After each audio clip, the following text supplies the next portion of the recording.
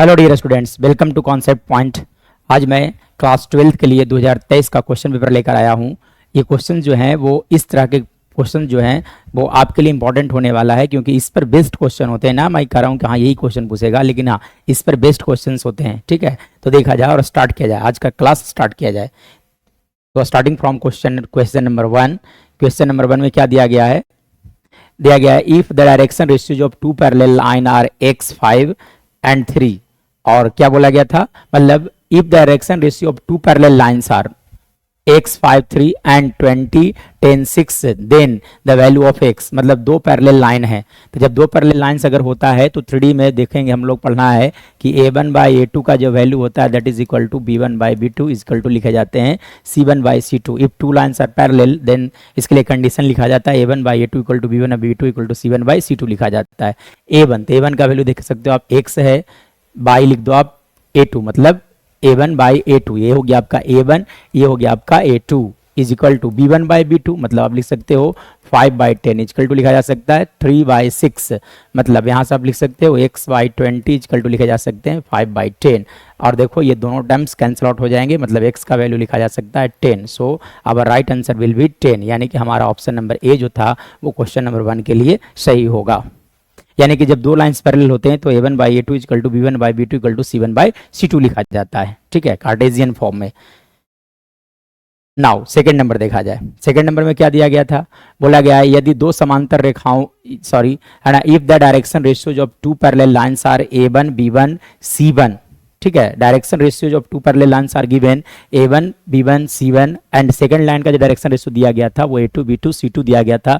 तब बोला गया था कि a1 c2 बाई a2 का वैल्यू क्या होगा? If two lines are parallel, तो हम लोग जानते हैं कि डायरेक्शन रेशियो का जो डायरेक्शन रेशियोज का जो रेशियो होता है दैट इज इक्वल, मतलब a1 by a2 equal to लिखा जाता है b1 by b2 equal to लिखा जाता है c1 बाई c2। ठीक है, तो आप देखो यहाँ पे क्वेश्चंस में जो है जो उसमें a1 c2 और a2 वाला टर्म्स है, मतलब हम लोगों को ये देखो a1 a2 से मतलब है और c1 c2 से मतलब है। मतलब आप लिख सकते हैं यहाँ से कि a1 बाई a2 का जो वैल्यू होगा that will equal to c1 by c2। ठीक है, यानी कि जब क्रॉस मल्टीप्लाई किया जाएगा तो यहाँ से लिखा जा सकता है a1 into c2 equal to a2 into लिखा जा सकता है c1।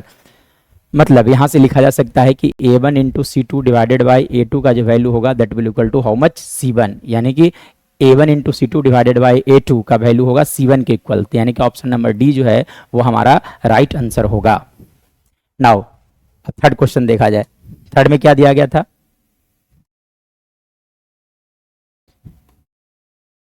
देखिए क्वेश्चन नंबर थर्ड में क्या दिया गया था? बोला गया था if the direction ratio of two mutually perpendicular lines. मतलब इस बार दो लाइंस जो हैं वो आपस में परपेंडिकुलर है, दोनों लाइंस आपस में परपेंडिकुलर है ना। इफ द डायरेक्शन रेशियो, अब दोनों का डायरेक्शन रेशियो दिया गया 2 3 5 दिया गया था एंड x बाई 4 दिया गया था। तब पूछा गया था कि 2x प्लस 3 बाई का वैल्यू क्या होगा? तो हम लोग जानते हैं कि if lines are perpendicular then a1 into a2 plus b1 into b2 plus c1 into c2 का वैल्यू लिखा जाता है 0। जब दो लाइंस परपेंडिकुलर होते हैं तो दोनों के डायरेक्शन रेशियोज का सम जो होता है वो 0 होता है। मतलब a1 into a2 plus b1 into b2 plus c1 into c2 का वैल्यू क्या लिखा जा सकता है? 0। मतलब आप लिख सकते हो यहाँ से a1, तो a1 का वैल्यू हो गया आपका 2, यानी कि लिख दो आप 2। a2 हो गया आपका x, यानी कि 2x प्लस b1 हो गया आपका 3, तो यानी कि 3 इंटू बाई प्लस c1 हो गया आपका 5 इंटू यहाँ से लिख सकते हो आप 4 that is equal to how much 0। मतलब यहाँ से लिख सकते हो 2x प्लस 3 बाई का वैल्यू लिखा जा सकता है -20। हेंस है ना, इसका जो वैल्यू होगा 2x प्लस 3 बाई का वैल्यू पूछा गया था that is equal to how much -20, यानी कि ऑप्शन बी जो है वो हमारा राइट आंसर होगा। चलिए नेक्स्ट देखा जाए। नेक्स्ट देखिए क्वेश्चन नंबर 4 में देखा जाए, पूछा गया था ये देखो इस तरह से लिखा हुआ इस वेक्टर का मैग्नीट्यूड पूछा गया। एक्चुअली में जब भी पैरेलल लाइंस दिए हुए रहते हैं इसका मतलब पूछा गया है मैग्नीट्यूड। तो मैग्नीट्यूड हम लोग जानते हैं कि अगर कोई वेक्टर होगा तो उसका मैग्नीट्यूड लिखा जाता है under root A square plus B square plus C square, where A B C are the direction ratio. ठीक है, तब आप देखो यहाँ से ए का वैल्यू कितना दिया गया है? ए का वैल्यू लिखा गया था आपका 3, यानी कि 3 का स्क्वायर प्लस b का स्क्वायर मतलब -4 का स्क्वायर प्लस c का स्क्वायर। c मतलब क्या हो गया? -5 का स्क्वायर। मतलब आप लिख सकते हैं यहाँ से 3 का स्क्वायर 9 प्लस 16 प्लस 25। मतलब ओवरऑल अगर इसका वैल्यू कैलकुलेट किया जाए तो लिखा जा सकता है यहाँ से √50। ठीक है, 50, मतलब √50 का वैल्यू लिख सकते हो आप 5√2, यानी कि हमारा राइट आंसर होगा 5√2, यानी कि हमारा ऑप्शन नंबर ए जो था वो सही था। चलिए नेक्स्ट देखा जाए, क्वेश्चन नंबर 5 में देखा जाए क्या दिया गया था। 5 नंबर में बोला गया है कि इफ, देखो इस तरह से जब ना बिग ब्रैकेट जब होता है तो इसे हम लोग बोलते हैं मैट्रिक्स, मतलब दिया गया है कि एक मैट्रिक्स का 2a माइनस 7, यहाँ लिखा गया था 1 इज इक्वल टू लिखा गया है आपका a, और यहाँ से लिखा गया था b माइनस 1। तब आपसे पूछा गया था कि a कॉमा b का वैल्यू क्या होगा। तो हम लोग जानते हैं कि इफ 2 मैट्रिसेस आर इक्वल तो उसका करस्पॉन्डिंग एलिमेंट इक्वल होता है, मतलब 2 मैट्रिक्स अगर इक्वल होते हैं तो करस्पॉन्डिंग एलिमेंट्स इक्वल होते हैं। मतलब आप यहाँ से लिख सकते हो 2a minus 7 equal to a लिखा जा सकता है, पहला कंडीशन। दूसरा कंडीशन 1 इक्वल टू लिख सकते हो आप b माइनस 1, मतलब यहाँ से लिखा जा सकता है a इक्वल टू 7 और यहाँ से लिख सकते हो b इक्वल टू लिखा जा सकता है 2, यानी कि हमारा राइट आंसर होगा कि a कॉमा b पूछा गया था, मतलब 7,2, a कॉमा b यानी कि 7,2, यानी कि ऑप्शन नंबर सी जो है वही हमारा राइट आंसर होगा। नाउ देखा जाए 6 नंबर में क्या बोला गया है। 6 नंबर में क्या दिया गया था, बोला गया है इसका डिटर्मिनेंट पूछा गया है, ठीक है ना। इस मैट्रिक्स का डिटर्मिनेंट क्या होगा, तो यानी कि जब भी पैरेलल ब्रैकेट में होगा तो इसे बोलते हैं डिटर्मिनेंट। मतलब आपसे पूछा गया था 6, 1, 5 और लिखा गया था 4, 9, 17 और लिखा गया था 5, 10, 22 का डिटर्मिनेंट क्या होगा।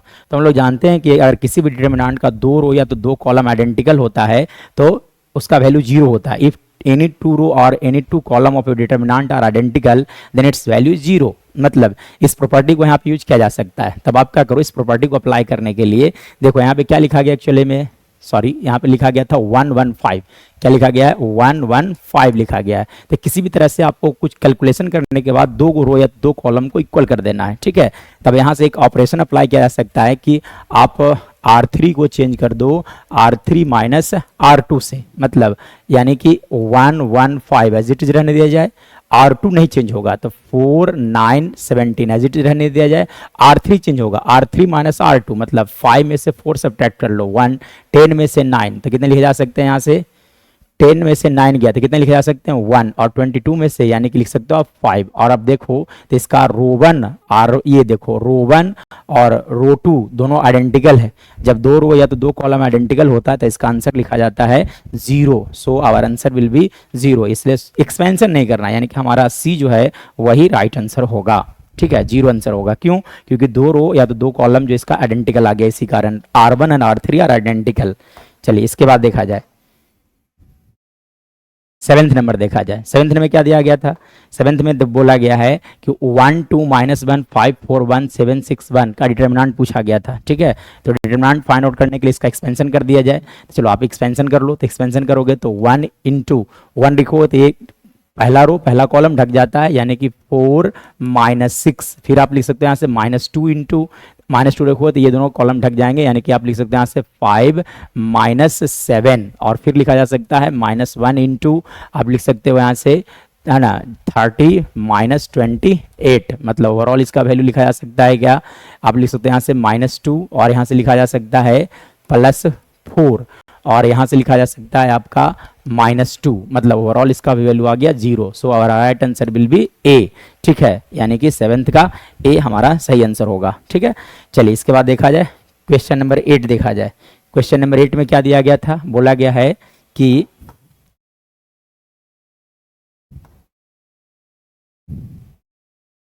चलिए 8 नंबर में क्या दिया गया था, बोला गया कि डिटर्मिनेंट पूछा गया था, डिटर्मिनेंट ऑफ पूछा गया है साइन थीटा और लिखा हुआ था यहाँ पर कॉस थीटा और यहाँ लिखा गया था सेक थीटा और लिखा हुआ था आपका कॉसेक थीटा, ठीक है। तो अब इसका डिटर्मिनेंट फाइंड आउट कर लो, मतलब दोनों को मल्टीप्लाई किया जाएगा, मतलब आप लिख सकते हैं यहाँ से माइनस साइन थीटा इंटू लिखा जा सकता है कॉसेक थीटा, माइनस आप लिख सकते हैं यहाँ से कॉस थीटा इंटू लिखा जा सकता है सेक थीटा और sine theta into cosec theta that is equal to -1 और यहाँ से लिख सकते हो -1, यानी कि ओवरऑल इसका वैल्यू आ गया -2, यानी कि हमारा सी जो है वही राइट आंसर होगा, ठीक है।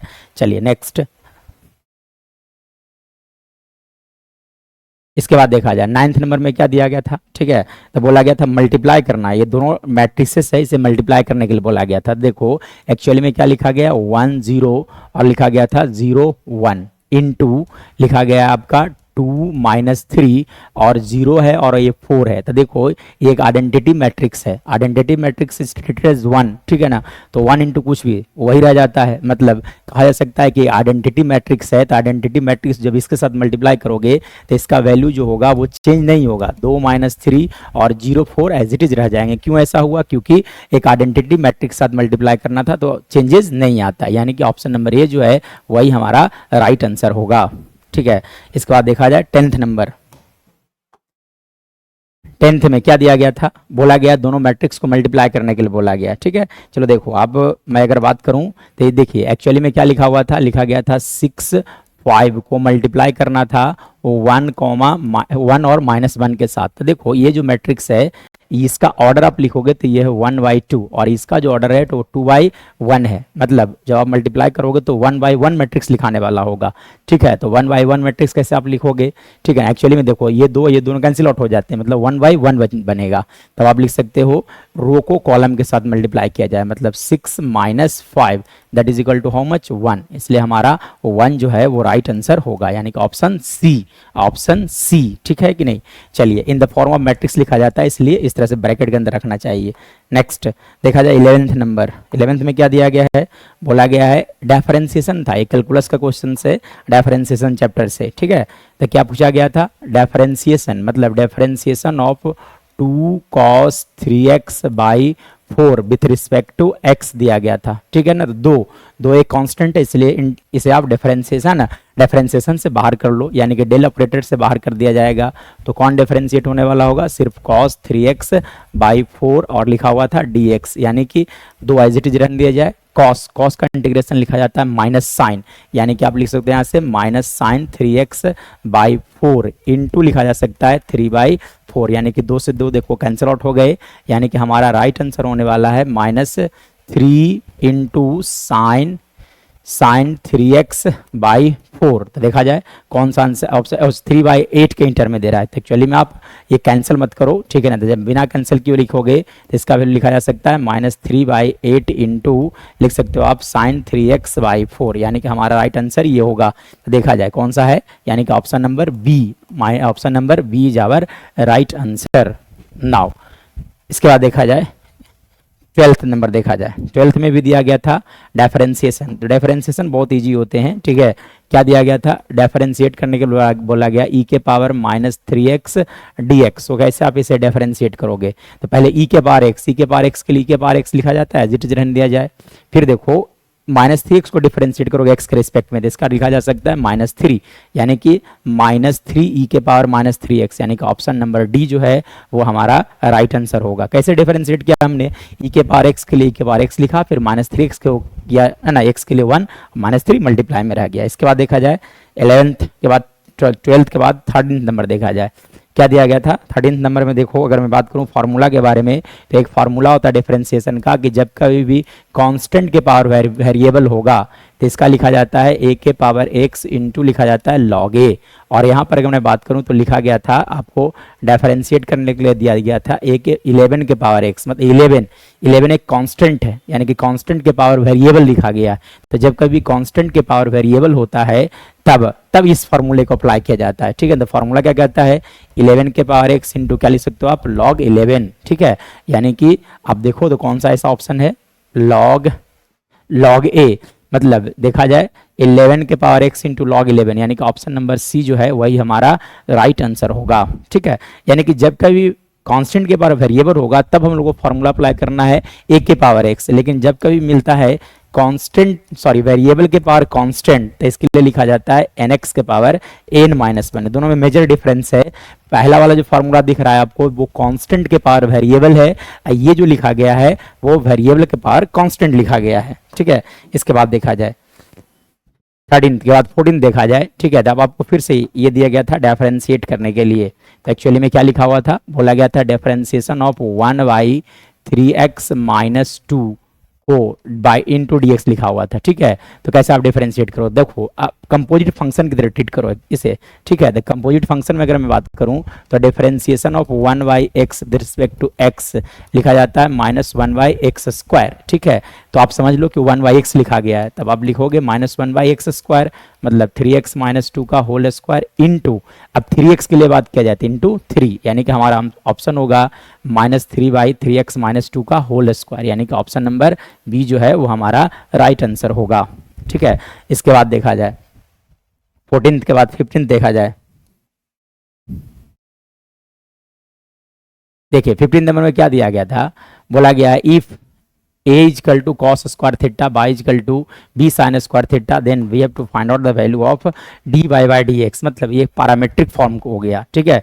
तो पैरामेट्रिक फॉर्म को डिफरेंशिएट करना था, तो एक्चुअली में क्या लिखा गया है, x इक्वल टू लिखा गया है a cos square theta, a cos square theta. तब आप क्या करो, ये देखो x जो है वो थीटा का फंक्शन है, इसलिए x को डिफरेंशिएट किया जाए विथ रिस्पेक्ट टू थीटा, मतलब आप फाइंड आउट कर लो dx by D theta that is equal to a square, यानी कि कॉस स्क्वायर, कॉस स्क्वायर के लिए आप लिख सकते हो 2 cos theta into cos theta के लिए लिखा जा सकता है माइनस साइन थीटा, ठीक है। चलिए अब y के लिए अगर बात किया जाएगा तो y क्या दिया हुआ था, y लिखा गया था b साइन स्क्वायर थीटा, तब आप क्या करो डिफरेंशिएट, यानी कि D Y by D theta is equal to B as it is और 2 साइन थीटा इंटू लिख सकते हो आप यहाँ से कॉस थीटा, ठीक है। यानी कि दोनों को अब डिवाइड कर दिया जाए, तो जब आप डिवाइड करोगे तो लिखे जा सकते हैं D Y by D X is equal to, actually में दोनों को डिवाइड करोगे तो डी थीटा कैंसल आउट हो जाएंगे, ठीक है। यानी कि आप लिख सकते हो 2b sign theta into cos theta और डिवाइडेड बाई लिखा जा सकता है -2a, लिख सकते हो यहाँ से आप sign theta into cos theta, तब आप देखो कॉस से कॉस और ये देखो 2 से 2 कैंसिल आउट हो गए, मतलब -b/a, so our right answer will be -b/a, यानी कि ऑप्शन नंबर बी जो है वही हमारा सही आंसर होगा। चलिए इसके बाद देखा जाए क्वेश्चन नंबर 16 देखा जाए। 16 में क्या दिया गया था, 16 में बोला गया solution of the differential equation, मतलब इस डिफरेंशियल इक्वेशन का सॉल्यूशन क्या होगा, ठीक है। तो डिफरेंशियल इक्वेशन क्या दिया गया था, लिखा गया था x square D X plus Y square D Y is equal to लिखा हुआ था 0। तो यहाँ पे हम लोग को डिफरेंशियल इक्वेशन का सॉल्यूशन फाइंड आउट करना है, तो देयर आर 3 मेथड, तीन मेथड होता है डिफरेंशियल इक्वेशन का सॉल्यूशन फाइंड आउट करने के लिए। एक तो होता है वेरिएबल सेपरेबल, मतलब यहाँ पे वेरिएबल सेपरेट हो सकते हैं, वहाँ पे लगता है वेरिएबल सेपरेबल, ठीक है। फिर होता है होमोजीनियस, तो ये होमोजीनियस फॉर्म नहीं है, क्यों, क्योंकि अगर होमोजीनियस होता तो हर एक टर्म का डिग्री सेम होता, ठीक है। या तो डायरेक्ट इसमें तो ये होमोजीनियस का भी हो सकता है, लेकिन यहाँ पे अगर बात किया जाएगा तो वेरिएबल सेपरेट किया जा सकता है और इजिली इंटीग्रेट किया है ना, सॉल्व किया जा सकता है। और एक होता है लीनियर डिफरेंशियल इक्वेशन, ठीक है, यानी कि इसमें लगाया जाए वेरिएबल सेपरेबल, यानी कि आप लिख सकते हो X square D X equal to लिखे जा सकते हैं minus Y square D Y लिखा जा सकता है, ठीक है। इसके बाद देखो तब आप इंटीग्रेट कर लो, मतलब X square D X is equal to लिखे जा सकते हैं, माइनस को बाहर रखा जाए और बाई स्क्वायर लिख दिया जाए डी बाई। चलिए अब इसके बाद देखा जाए, तब आप यहाँ से लिख सकते हो एक्स स्क्वायर का इंटीग्रेशन लिखा जा सकता है एक्स के power 3/3 is equal to minus Y के पावर 3/3 प्लस सी, यानी कि this is our right answer. यानी कि अगर मैं बात करूँ तब आप ऐसे भी तो लिख सकते हैं, ऐसे लिखा जा सकता है एक्स के पावर 3/3 और यहाँ से लिख सकते हो वाई के पावर 3/3 इजकल टू लिखा जा सकता है सी। अब आप क्या करो, है ना, एलसीएम ले लो, तो जब एलसीएम लोगे तो लिखे जा सकते हैं एक्स के पावर 3 प्लस वाई के पावर 3 बराबर लिखा जा सकता है 3c। 3c मतलब क्या हो गया, एक तरह का कांस्टेंट हो गया, ठीक है। 3c मतलब क्या, सी इज ए कांस्टेंट, जब आप 3 से मल्टीप्लाई करो तो भी क्या हो गया, कांस्टेंट आएगा, इसलिए लिखा जा सकता है एक्स के पावर 3 प्लस वाई के पावर 3 इजकल टू आप लिख सकते हो के, यानी कि हमारा राइट आंसर होगा ऑप्शन नंबर ए, ठीक है। चलिए इसके बाद देखा जाए 17 देखा जाए। 17 में क्या दिया गया है, चलिए 17 में क्या दिया गया है, एक्चुअली बोला गया है कि दोनों वेक्टर्स का डॉट प्रोडक्ट फाइंड आउट करना है। सो दोनों वेक्टर्स का डॉट प्रोडक्ट कैसे फाइंड आउट किया जाएगा, तो देखो एक्चुअली में लिखा गया था j माइनस 2i, ठीक है, का डॉट निकालना है किसके साथ, k plus 3i 3j, k vector plus लिखा गया था आपका 3i माइनस लिखा गया था j लिखा गया था, ठीक है, j माइनस 2i। तो चलो देखो डॉट प्रोडक्ट जब भी निकाला जाता है तो आई वाला को आई के साथ मल्टीप्लाई किया जाता है, जे वाला को जे के साथ और के वाला को के के साथ, यानी कि जे को मल्टीप्लाई करो जे के साथ, यानी कि यहाँ से लिख सकते हो आप -1, एक्चुअली कोफिशिएंट देखा जाए 1, और यहाँ पे देखो -1, 1 इंटू -1 दैट इज -1, फिर आई वाला को आई के साथ, यानी कि आप लिख सकते हो -6, और के है ही नहीं था, 0 लिखा जा सकता है, मतलब आप लिख सकते हो यहाँ से -7, सो -7 यानी कि ऑप्शन नंबर सी जो है वही हमारा राइट आंसर होगा। नाउ देखा जाए 18th नंबर, 18th में क्या दिया गया था, बोला गया the solution of the differential equation. फिर से यहाँ पे हम लोग को लगाना पड़ेगा वेरिएबल सेपरेबल मेथड, ठीक है। चलिए, तो वेरिएबल सेपरेबल मेथड में क्या किया जाता है कि वेरिएबल को सेपरेट किया जाता है, एक्स वाला एक तरफ, वाई वाला को एक तरफ किया जाता है, ठीक है। तब आप क्या लिख सकते हो, यहाँ से लिखा गया था एक्चुअली में e के पावर 3x dx प्लस लिखा हुआ था e के power 4 by D Y equal to लिखा गया था 0, मतलब आप यहाँ से लिख सकते हो e के power 3x dx equal to लिखे जा सकते हैं माइनस e के पावर 4 बाई डी वाई लिखा जा सकता है, मतलब ओवरऑल इंटीग्रेशन का साइन लाया जाए तब आप लिख सकते हो e के पावर 3x dx माइनस का sine as it is e के पावर 4 बाई और लिख सकते हो यहाँ से आप डी वाई लिखा जा सकता है, मतलब ओवरऑल अगर बात किया जाएगा तो इसका इंटीग्रेशन आप लिख सकते हो e के power 3x by 3 is equal to लिखा जा सकते हैं e के पावर 4 बाई 4 प्लस c लिखा जा सकता है, मतलब अब आप लिख सकते हो यहाँ से लिख सकते हो आप e के पावर 1/3 इंटू e के पावर 3x ले इस तरफ भेज दिया जाए तब आप लिख सकते हो plus 1/4 into E to the power लिखे जा सकते हैं 4 बाई और है ना इज इक्वल टू लिखे जा सकते हैं आपका c, तो so this is our right answer. तो देखा जाए ऐसा कहाँ लिखा गया है, देखो ये option number C 1/3 into e power 3x 1/4 into e power 4 by is equal to C, हमने लिखा है यहाँ पे सी और यहाँ पे लिखा हुआ है के, उससे कोई फर्क नहीं पड़ता है, के या तो से बोथ आर कांस्टेंट, ठीक है। चलिए उसके बाद देखा जाए 19th नंबर, देखा जाए 19th नंबर में क्या दिया गया था,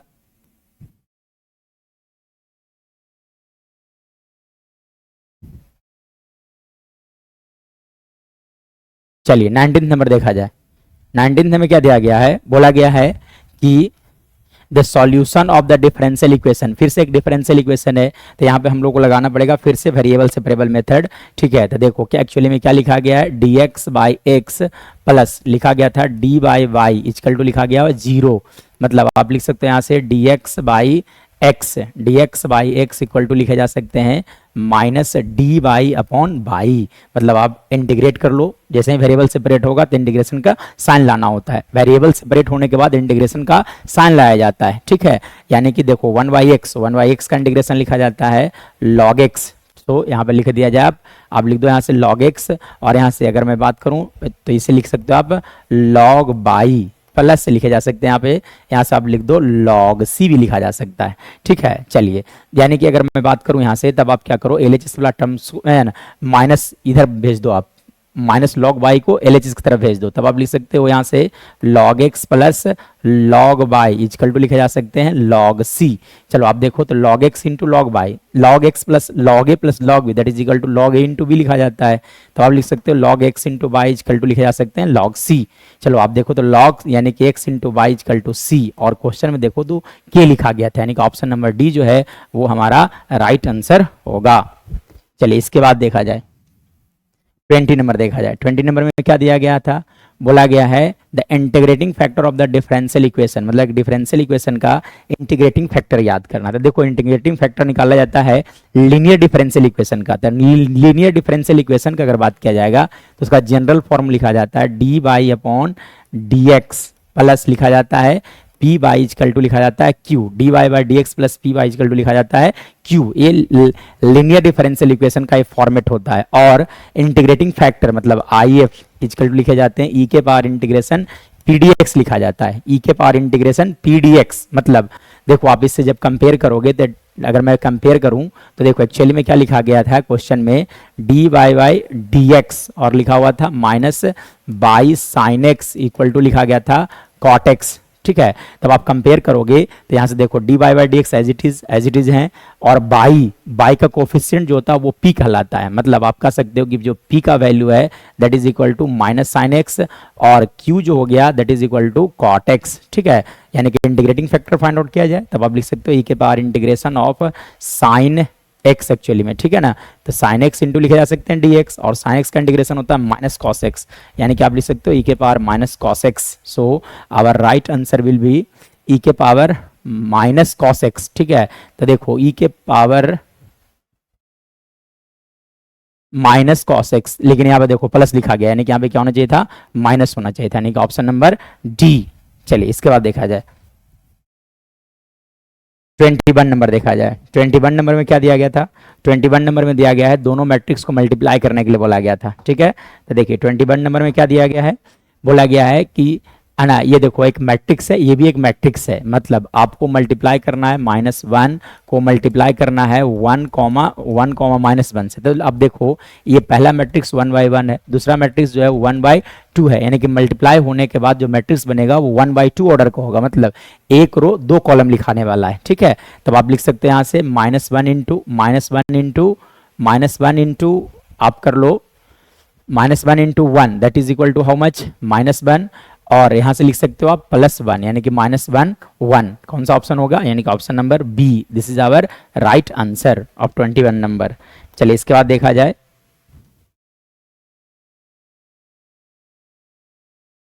22 नंबर देखा जाए, क्या दिया गया है, स्केलर मल्टीप्लिकेशन। देखो स्केलर मल्टीप्लिकेशन में क्या किया जाता है, कोई भी अगर कांस्टेंट मिल जाता है तो उस कांस्टेंट से हर एक एलिमेंट को मल्टीप्लाई किया जाता है, ठीक है। यानी कि अब आप क्या करो, यहाँ पे 3 से हर एक एलिमेंट को मल्टीप्लाई कर लो, तब आप लिख सकते हैं यहाँ से 21 3 इंटू -2 -6, और यहाँ से लिख सकते हो 24, और लिखा जा सकता है 0, यानी कि आपका ऑप्शन नंबर ए जो है वही, सॉरी ए नहीं, एक्चुअली में देखा जाए तो 21 -6 24 0, यानी कि ऑप्शन नंबर सी जो है वो हमारा सही आंसर होगा। स्केलर मल्टीप्लिकेशन मतलब ये होता है कि किसी भी कांस्टेंट से हर एक एलिमेंट को मल्टीप्लाई किया जाता है मैट्रिक्स में, ठीक है। इसके बाद देखा जाए देखिए बोला गया था मैक्सिमम वैल्यू, मतलब ये लीनियर प्रोग्रामिंग से क्वेश्चंस हो गए, मैक्सिमम वैल्यू पूछा गया था, ठीक है। यानी कि ऑब्जेक्टिव फंक्शन जो दिया गया है वो 6x + 3y लिखा गया है। Objective function is 6x + 3y subject to the constraints, मतलब लीनियर कंस्ट्रेंट्स जो दिया गया है वो कुछ ऐसा लिखा गया था कि x + y is less than equal to 25, ठीक है। तो इसके लिए क्या किया जाता है, ग्राफ बनाओगे आप, ठीक है, यानी कि x + y इक्वल टू आप समझ लो 25, इसका ग्राफ बनाना है, ठीक है। तो ग्राफ आप बना लो, तो जब x का वैल्यू 0 होगा तो y कितना होगा 25, जब x 0 तो y जो लिखा जा सकता है वो 25, और जब y 0 होगा तो x कितने होंगे 25, ठीक है। तो यानी कि ग्राफ जो होगा कुछ ऐसा आने वाला है, ठीक है। ये वाला पॉइंट जो हो गया वो लिख सकते हो आप 25,0, और ये वाला जो पॉइंट जो आप देख रहे हैं वो 0,25 होगा। और देखो x greater than 0 y greater than 0, मतलब कि फर्स्ट क्वाड्रेंट, कौन से क्वाड्रेंट में, फर्स्ट क्वाड्रेंट में, ठीक है। तब देखो यानी कि यहाँ पे जो फिजिबल रीजन हो गया वो ये हो गया, यानी कि इन सारे पॉइंट्स पे हम लोग क्या करना पड़ेगा, z का वैल्यू फाइंड आउट करना पड़ेगा। तो यानी कि z बराबर क्या लिखा गया था 6x + 3y, तो पहले x से पर देखो पॉइंट a रखा जाए, फिर रखोगे o, फिर रखोगे आप c। तो जब x से पर 0 रखोगे या y की जगह पर 25, तो z का जो वैल्यू होगा इस बार लिखा जा सकता है 75, और नेक्स्ट वैल्यू x के पर 0 y के जगह 0, इस बार जो z का वैल्यू आ गया वो 0 आएगा, फिर 25 0 रख दो आप, तो इसका z का जो इसका बार वैल्यू आने वाला है वो 150, और यानी कि मिनिमम वैल्यू पूछा गया था, क्या पूछा गया था, the maximum value, sorry maximum value, तो मैक्सिमम वैल्यू इसका कितना आने वाला है 150, यानी कि ऑप्शन नंबर ए जो है वही हमारा राइट आंसर होगा, ठीक है। हमने क्या किया कि जो फिजिबल रीजन बना है, कॉर्नर पॉइंट जितना भी बन रहा है, इन सारे कॉर्नर पॉइंट्स को जेड के अंदर रख दो, उसके बाद देखो कि मैक्सिमम वैल्यू कितने आ रहे हैं, वही हमारा राइट आंसर होगा। नाउ अगला देखा जाए, देखिए 24 नंबर में क्या दिया गया है, फिर से पूछा गया था मैक्सिमम वैल्यू, ठीक है ना। तो मैक्सिमम वैल्यू के लिए सेम वर्क किया जाए, आप क्या करोगे, ग्राफ ड्रॉ करोगे, ठीक है। चलिए आप ग्राफ ड्रॉ कर लो इस तरह से, देखो ये जो लिखे गए हैं इसे आप समझ सकते हो x + y है ना इज इक्वल टू लिखा जा सकता है 13, ठीक है। चलिए तब आप क्या करोगे, इसका ग्राफ जो होगा वो किसी इस तरह से आने वाला है, ये वाला पॉइंट लिखा जा सकता है 13,0, और ये वाला पॉइंट लिखे जा सकते हैं 0,13, ठीक है ना। लेस देन जीरो मतलब कि इस तरफ होगा, ऑरिजिन के तरफ होगा, ठीक है ना। एक्चुअली में जब ऑरिजिन रखोगे तो 0 लेस देन 13, ये राइट स्टेटमेंट आ रहा है। जब स्टेटमेंट राइट आता है तो फिजिबल रीजन उधर ही होता है जिधर की ऑरिजिन होता है ना। जब यहाँ पे 0 0 रखोगे तो 0 is less then 30 which is true, जब ट्रू आता है तो फिजिबल रीजन उधर ही होता है जिधर ऑरिजिन होता है, मतलब आपका एरो इधर की ओर पड़ेगा, ठीक है। और फिर क्या बोल रहा था x ग्रेटर देन 0 बाई, यानी कि फर्स्ट क्वाड्रेंट में, मतलब जो भी बातें किया जा रहा है वो हमारा ये हो गया फिजिबल रीजन। उसके बाद क्या पूछा गया था, मैक्सिमम वैल्यू, तो अब आप क्या करोगे कि z का जो वैल्यू है वो पॉइंट a o बी, तीनों पर फाइंड आउट करोगे, ठीक है। तब आप लिखो यहाँ से जेड का वैल्यू क्या दिया गया था, लिखा गया था x माइनस 3y, ठीक है ना। चलिए अब हम लोग को वैल्यू फाइंड आउट कर लेना है। तो पहला वैल्यू आप लिख दो 0,13, 0,13 रखा जाए तो 13 जब आप रखोगे इसका वैल्यू लिखा जा सकते हैं -39। उसके बाद 0 0, तो जब आप 0 0 रखोगे तो इसका वैल्यू लिखा जा सकता है 0। जब आप 13 रखोगे तो 13,0 मतलब लिखे जा सकते हैं 13, यानी कि इसका मैक्सिमम वैल्यू जो होगा वो 13 होगा, यानी कि ऑप्शन नंबर सी जो है वही हमारा राइट आंसर होगा। नाउ नेक्स्ट, इसके बाद देखा जाए है ना 25 नंबर क्या दिया गया था, मिनिमम वैल्यू पूछा गया। इस बार जो दिया गया है वो मिनिमम वैल्यू दिया गया है, पहले दिया गया था मैक्सिमम, ठीक है, दोनों क्वेश्चंस में थे मैक्सिमम, अब इस बार पूछा गया मिनिमम वैल्यू पूछा गया है। तो कैसे मिनिमम वैल्यू फाइंड आउट करोगे, तो सबसे पहली बात आप इस तरह से समझ सकते हो कि लिखा गया है 3x + 4y = 24, और इसका हम लोग को पहले क्या करना है, ग्राफ पर ड्रा कर लेना है। तो ड्रा किया जाए ग्राफ इसका, ठीक है। तो यानी कि जब x 0 होगा तो y होगा 6, और जब y 0 होगा तो x लिख सकते हो आप 8, मतलब यहाँ से लिखा जा सकता है ग्राफ कुछ ऐसा आने वाला है। ये वाला पॉइंट हो गया 8,0 और ये वाला पॉइंट आप लिख सकते हैं 0,6 होगा, ठीक है। उसके बाद देखा जाए तब आप क्या करो, इसके अंदर ऑरिजिन रखो। तो जब ऑरिजिन रखोगे मतलब 0,0 रखा जाए, तो जब आप 0,0 रखोगे तो लिखे जा सकते हैं 0 > 24। अब बताओ खुद कि 0 24 से छोटा है या नहीं है। यदि छोटा है तो वो ऑरिजिन के तरफ होगा, यानी कि हमारा फिजिबल रीजन होगा वो ऑरिजिन के तरफ होगा, यानी कि इधर की ओर आप एरो ड्रा कर सकते हो, ठीक है। और ये देखो ये जो कह रहा है वो फर्स्ट क्वाड्रेंट में, हमारा जो फिजिबल रीजन होगा वो फर्स्ट क्वाड्रेंट के, ये वाला जो आप देख रहे हैं ये हमारा होगा फिजिबल रीजन। नाउ अब इन सारे कॉर्नर पॉइंट्स पे, मतलब ये पॉइंट ए है, तो मैं बात करूं तो यहाँ से आप लिख दो जेड का वैल्यू क्या लिखा गया था 7x + 8y, और इन सारे कॉर्नर पॉइंट्स पे वैल्यू फाइंड आउट कर लिया जाए। मतलब आप लिख दो यहाँ पे a 0,6 पर वैल्यू इसका फाइंड आउट कर लो। तो यानी कि जब आप x से 0 रखो तो 0, 8 × 6 that is equal to how much 48, फिर पॉइंट ओ, तो ओ मतलब 0 0, तो यहाँ से रख सकते हो आप 0, फिर आप लिखोगे है ना पॉइंट बी, तो बी का कोऑर्डिनेट रखा जाए तो बी कितना दिया गया था 8,0, जब आप 8 रखोगे तो 56, यानी क्या पूछा गया था मैक्सिमम या मिनिमम वैल्यू। तो मिनिमम वैल्यू देखो सब छोटा वैल्यू कौन सा है 0, इसलिए सी जो है वो हमारा राइट आंसर होगा। तो इस तरह से अभी हम लोगों ने इस वीडियो में 25 क्वेश्चन देखा है, अगले वीडियो में मिलेंगे उसमें 25 से आगे, मतलब है ना अप टू 100 जो भी हो, मैं पार्ट बाय पार्ट में डिवाइड कर करके सारे क्वेश्चंस को डील कर दूंगा। That's all in this for this video.